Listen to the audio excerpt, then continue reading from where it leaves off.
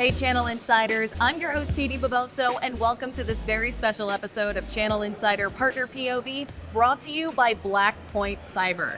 And I'm joined by the man himself, Jon Murchison, CEO and founder of Blackpoint Cyber. It is such an honor to have you here today. Thank you so much. Thank you, Katie. Really appreciate the invite. Absolutely. So why don't we first talk about Blackpoint Cyber from your perspective? Sure. When you talk about it to people, what do you say about Blackpoint Cyber and how do you describe it? At our core, we're really a software company. Basically, we write all the software we use, and then we wrap it in a 24/7 threat ops center. We deploy it. If we see bad guys, they're trying to ransomware you or breaking your cloud, we stop them, before they cause damage. That's really our kind of core mission that we started with. As this industry has been evolving, there's still a huge shortage in competent IT skills and even worse in security. And I think as an industry, one of the things that's going on, it's a great growth industry right now. It's growing at about 11-12% CAGR in North America, but it's professionalizing rapidly. And so our whole strategy is really a platform play where we have MDR, we have application control, we have exposure management. And our whole strategy really is to offload as much of the security work from an MSP as possible. It's very specialized. Then we can go to market together. We can grow our businesses together. And I think, as a lot of investments coming into this market and private equity money, which is a good thing, it's great that the industry is growing naturally, but it also means it's going to become more sophisticated. And if you don't start becoming verticalized focused as MSP, if you don't start doing security first, you're going to be in a maybe less competitive position compared to where the industry is. And so a lot of our strategies, best security in the world, we're the fastest MDR in the world. We invented MDR for Microsoft 365 and Azure single sign. We're the first to ever do it.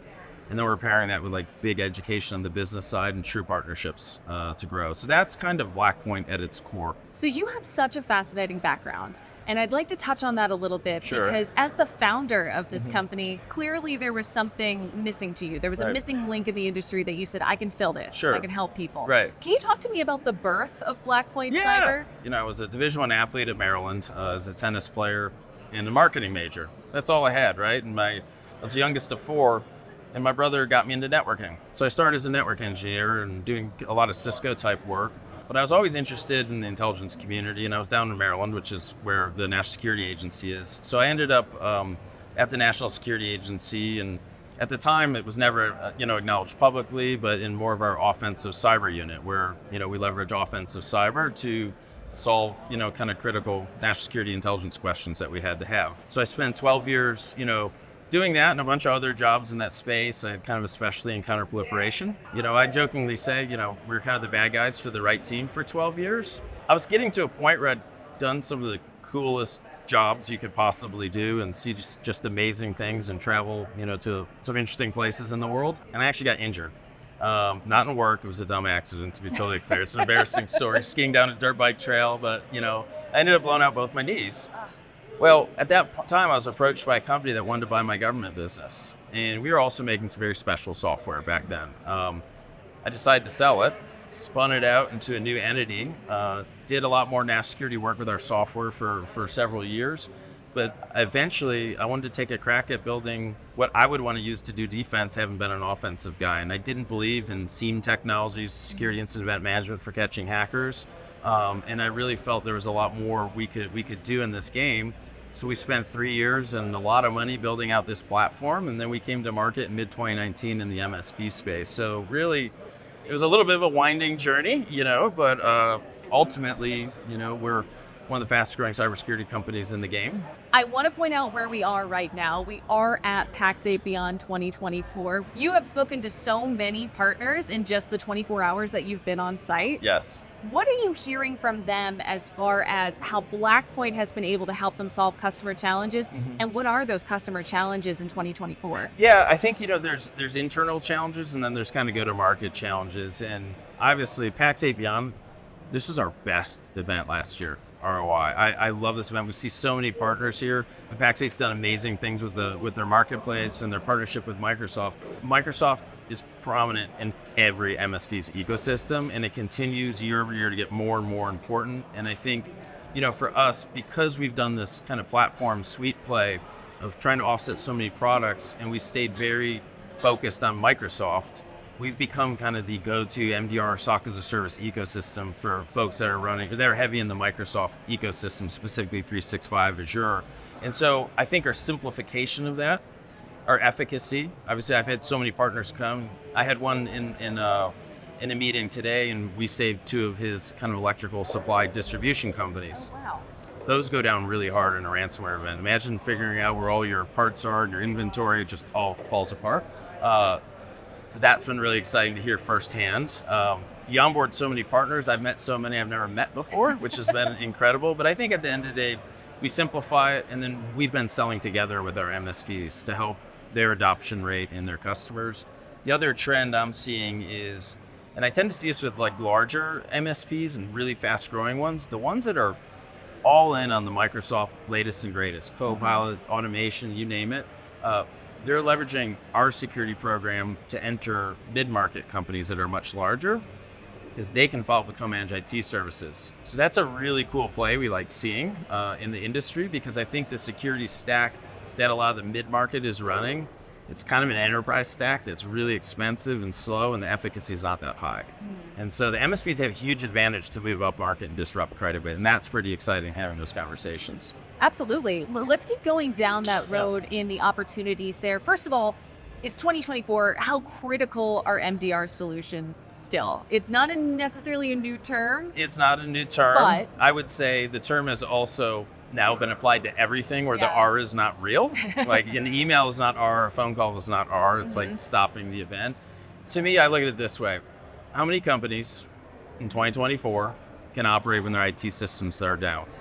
Cloud, if your cloud infrastructure is breached or on-prem getting mass ransomed, the stakes are so high, it's part of your brand as well. I mean, if an MSP has a customer that didn't buy the advanced security package and got ransomware, they're still going to blame the MSP.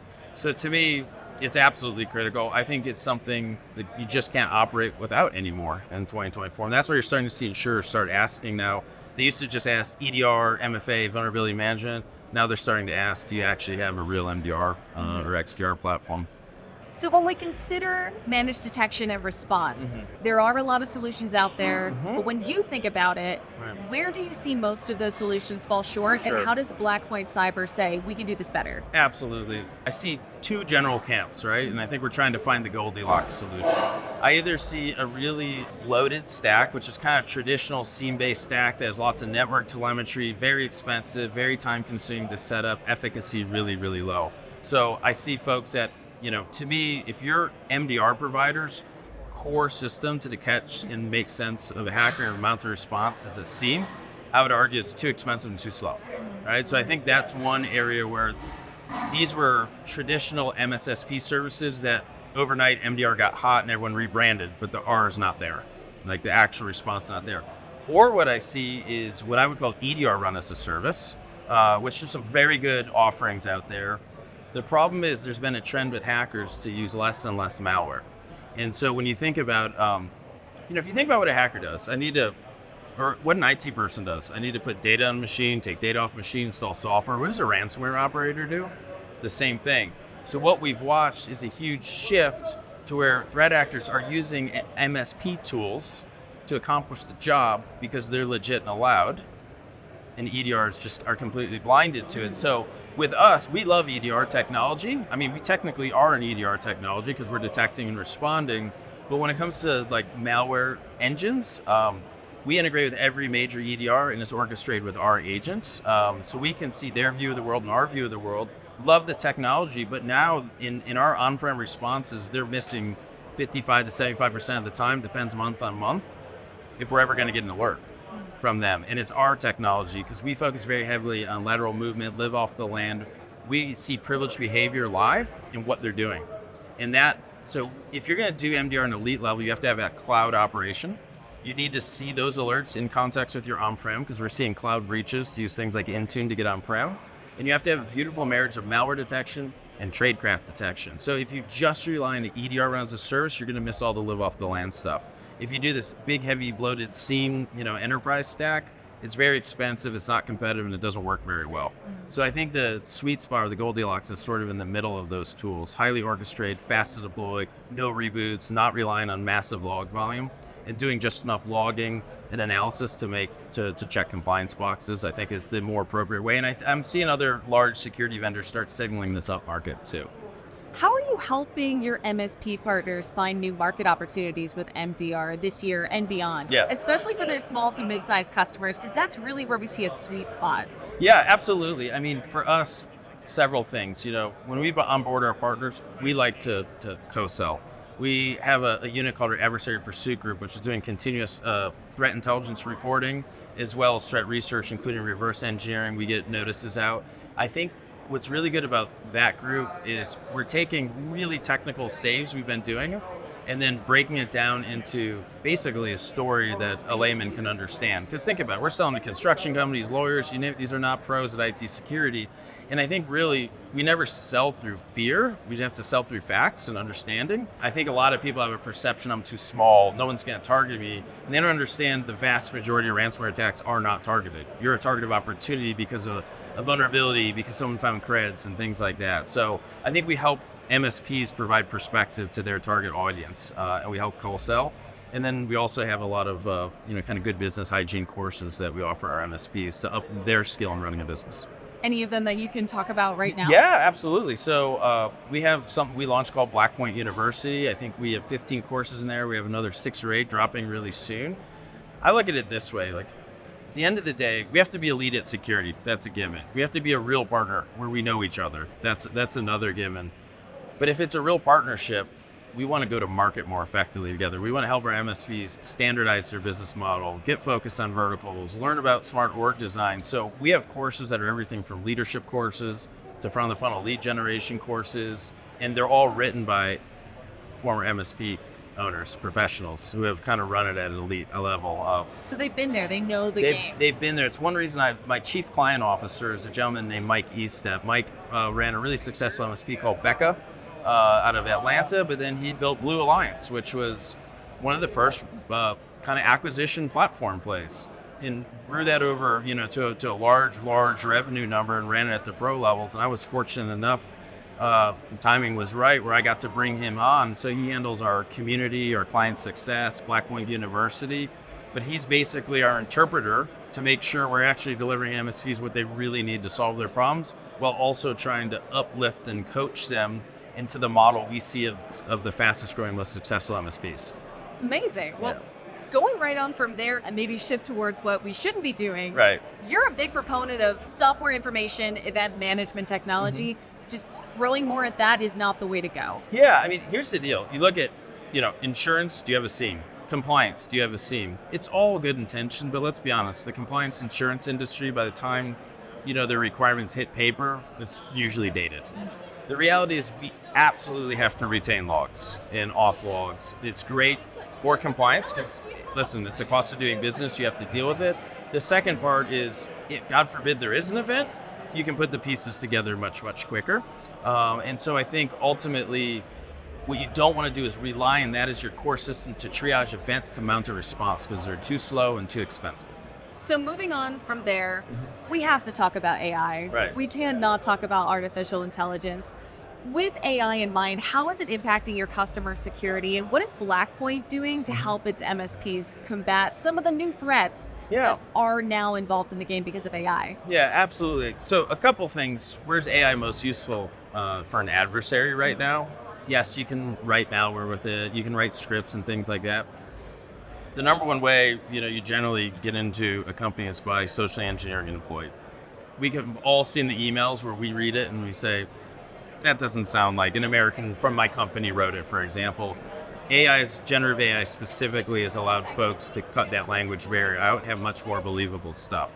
And a lot of it is actually used to drive a breach is more of a legal term, but a malicious access into like a cloud Microsoft 365 environment. So the big trend is the attack volume's up way, way high in 365 and Azure. Makes sense. It's so darn useful and we're running the world on it. I think when you think about AI, I think every MSP should be looking at how can I automate, how can I leverage AI for service desks, whatever, anything that still preserves a great customer experience and allows you to get more efficiencies for the dollar you spend is worth it. Copilot obviously is one of those tools, and we're really starting to see it pop up in MSPs. The thing is though, we invented MDR for 365. There's not many people doing it and very few doing it well. You have to think about, how do I harden and protect this house? That is going to get even more important when I have Copilot and all my automation. And so I think the biggest thing we're trying to do is say, listen, we need to get you ready for AI and ready for all the goodness that Copilot's going to bring you. And it has to start by securing the highest attacked infrastructure right now. So higher efficacy on the social engineering side, we have to make sure it's protected. And obviously with our cloud response product, it's kind of what we do every day. We're doing hundreds of responses a week. Moving on to talk about some history, some recent history for Blackpoint Cyber. A year ago, you made a $190 million investment specifically into your MSPs that was backed by Bain Capital and Excel. And that is just a lot of money to say that this is going towards our MSP partners. Can you point to any benchmarks from then to now, a year later, in which you can say this is how we're showing that dedication to our MSPs? Yeah, so, first off, we launched Blackpoint University. Immediately, we started in investing in that. We're originally a Maryland-based company. In fact, our new headquarters just opened in Denver today. I don't think we've announced that, so... but this is breaking news. we brought on a chief technology and product officer. He was most recently the deputy CTO at Tenable. So other investments we're making is we have so many product and software capabilities coming out over the next year. We just tripled down on that. We tripled down on kind of customer success and enablement. And we've just been growing really rapidly since then, which has allowed us to bring on a lot more MSPs. We obviously launched this partnership with Pax8, which is really helping us, grow in the United States and also internationally. So for us, we're just reinvesting it right back into the business at a much, much faster rate to support growth. Your MSPs have so much now to work with thanks to that investment that you made with them. Right. I really want to know a success story in which we talk about the customer side and your MSPs backed by Blackpoint Cyber were able to help one of them. Do you have a success story you could share with me? Yeah, I have one that's a little atypical for the MSP space. So generally the MSP space is attacked by more like cyber criminal groups, ransomware groups, syndicates, things like that. We do get some nation state activity where intelligence services are going. Because you think about, and MSPs are working the defense industrial base. They might be working with political organizations. They support everything you can imagine. And so we had a quite prominent, more larger upmarket customer. They frequently got nation state attention. So this particular customer has a lot of eyeballs on it. And they're international as well. And so a bunch of folks went to a conference, a very prominent conference. All of them had an MFA bypass attack on them, all 11 of them. We were able to successfully stop that in a few minutes, so they got nowhere. We knew from the telemetry we were seeing this was not a normal group, and we all were pretty sure it was probably the Chinese, just because of some of the tradecraft they used to log in. The next day, they were a hybrid environment, so they had Exchange server on-prem as well. We noticed an Exchange server got hit, laterally spread, so that means the threat actor had privileged credentials and used that to install software on the file server. They put persistence techniques. We caught it right away. Interesting part is it was running top-tier EDR technology, which is fine, that's normal. We all looked at each other and said, wait a minute, that Exchange server is patched. That was the last Exchange 0-day months before it was public. And the interesting part is, that was an example. If you just focus on malware, if you just use EDR technology, you'd have been blind to that. If you didn't have like an ability to do MDR and Microsoft 365, you'd have been completely blind to that attack. You'd have been a victim. That was one of Chinese top-tier intelligence agencies that was conducting this attack. And our technology was the sole reason it was detected and stopped. So that was probably a really technical one.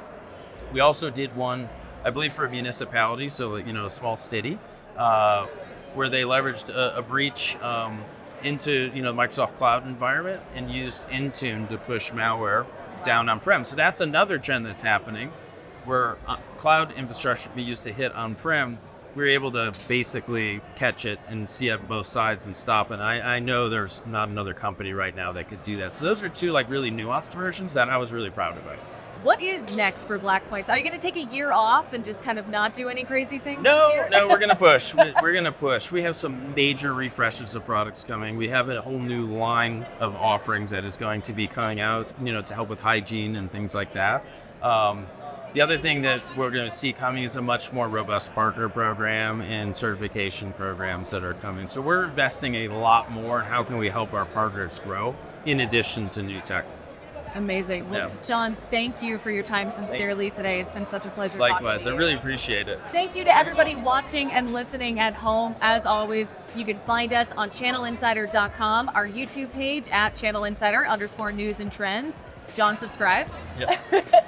And you can also find us on your preferred podcast platform. Thank you so much for watching. I'm Katie Bavoso, and I'll see you next time.